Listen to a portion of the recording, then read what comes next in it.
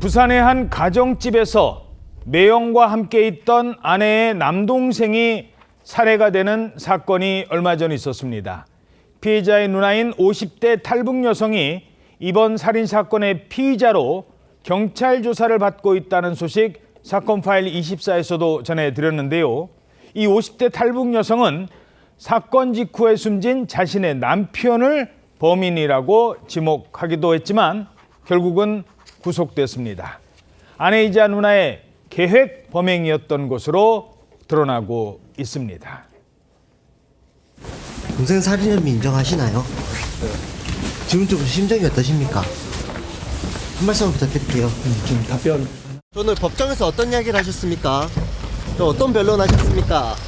오늘 법정에서 어떤 변론하셨습니까? 혐의는 여전히 부인하십니까?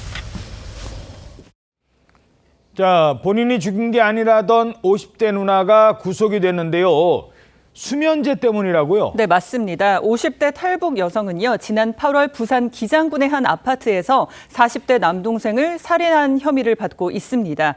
그런데 검안 결과 남동생의 사인은 경부 압박 질식사였는데 몸에서는 수면제 성분이 검출이 됐습니다. 그런데 이 수면제는요, 살인 혐의를 받고 있는 50대 탈북 여성이 복용하고 있던 것과 같은 성분이 검출이 됐던 겁니다.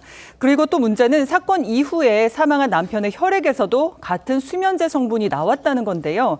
경찰은 이 50대 탈북 여성이 이 범행을 들키지 않기 위해서 함께 있던 남편에게도 수면제를 먹여서 재운 뒤에 이 동생을 살해하는 범행을 저지른 것으로 보고 있습니다. 자, 그러니까 이 평소 자신이 먹던 수면제 성분이 숨진 남동생에게도 나왔고 나중에 본인은 누명을 썼다던 남편도 결국 숨졌는데 그 남편 몸에서도 나왔다는 겁니다. 자, 그런데 살인 혐의를 받는 탈북 여성, 동생에게 수면제를 먹인 건 남편입니다. 이렇게 주장했었잖아요. 그렇습니다. 여성은 동생에게 수면제가 든 커피를 넘길 수 있는 사람은 남편뿐이라고 주장하면서 탈북민이라는 편견을 갖지 말고 공정하게 수사해달라고 호소까지 한 바 있습니다.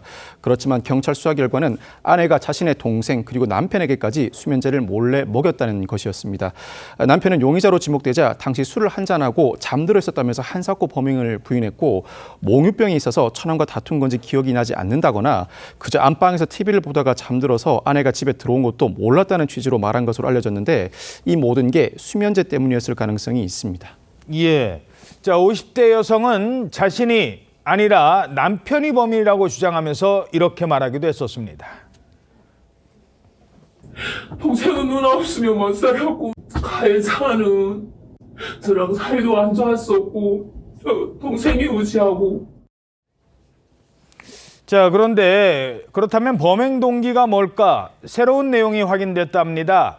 빚이, 이 탈북 여성의 빚이 무려 10억에 달한다고요? 네, 그렇습니다. 경찰이 신청한 구속영장에는 2013년 탈북 이후 이 여성이 10억 원에 가까운 빚을 져왔다면서 동생의 퇴직금과 상속 재산 등이 범행 목적이었다는 내용이 포함된 것으로 알려졌습니다.